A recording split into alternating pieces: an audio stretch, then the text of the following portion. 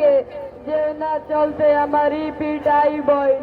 बाबूजी के जिंदगी रहे तो हमारे को तो पढ़ना पड़ल, और उनका मरते ही हमारी गति होत बा।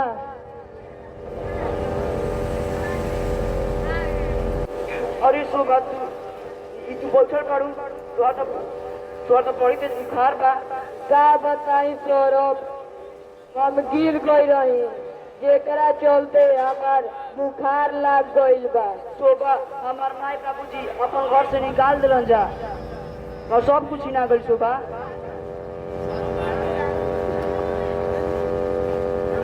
अब ई बात तो हम तू अपन माई बाबू के छोड़ के काहे हमारा पास अइलो? हम तोहरा के कहले रही कि तू अपन माई बाबू के छोड़ के हमारा पास आवो।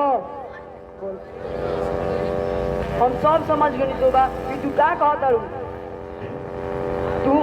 हम सब समझ गनी।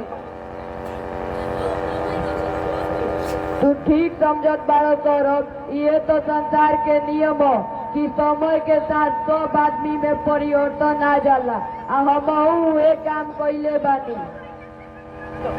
तू तो दिए मरे के हमारा कसम खिले रहू। कसम के का भइल शोभा? उ सब एगो सपना रहे, आँख खुलते ही सब सपना चूर हो गई।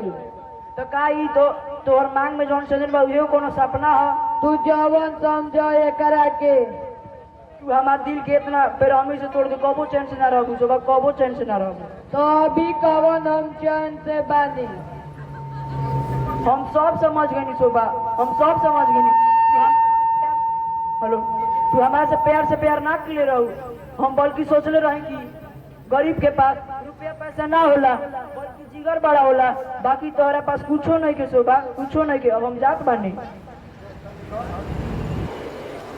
हे भगवान, ई का कर देनी? अपने ही हाथ से अपने खुशी के उजाड़ देनी। हम अपन सुहाग ना कह सकीला। हे देवी माई, राउर अपन कृपा हमार सौरभ को हमेशा बनौले रखो।